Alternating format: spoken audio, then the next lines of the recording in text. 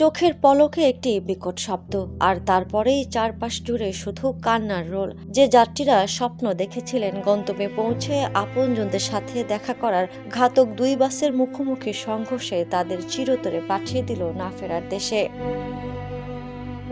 শুক্রবার সকাল 7:30টা ঢাকা সিলেট মহাসড়কের ওসমানীনগরের কাশীকাপন এলাকা তখন সবেমাত্র জেগে উঠেছে। ঠিক সেই মুহূর্তেই ঘটে গেল এক মর্মান্তিক ও রোমহর্ষক সড়ক দুর্ঘটনা।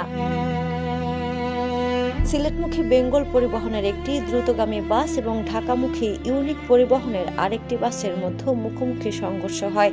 ধাক্কাটি এতটাই প্রচণ্ড ছিল যে মুহূর্তের মধ্যেই নিয়ন্ত্রণ হারিয়ে ইউনিক পরিবহনের বাসটি ছিটকে রাস্তার পাশের খাদে পড়ে যায়, আর তাতেই ঘটনাস্থলে চিরতরে নিভে যায় 8টি তাজা প্রাণ। মুহূর্তের মধ্যে মহাসড়কের ওই অংশ পরিণত হয় এক বিভীষিকাময় স্থানে। দুমড়ে মুচড়ে যাওয়া বাসটির ভেতর থেকে যাত্রীদের বাঁচাও বাঁচাও আর্তনাদ ভারী করে তোলে চারপাশের বাতাস।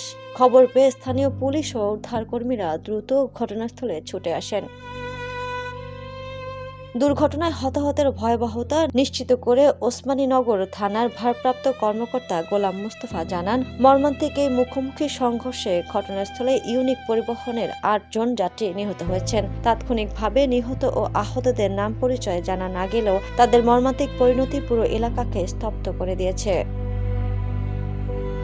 এই সংঘর্ষে উভয় বাসের অন্তত 25 জন যাত্রী গুরুতর আহত হয়েছেন। তাদের দ্রুত উদ্ধার করে Sylhet MAG Osmani medical college হাসপাতালে পাঠানো হয়েছে। চিকিৎসকদের আশঙ্কা আহতের সংখ্যা আরও বাড়তে পারে।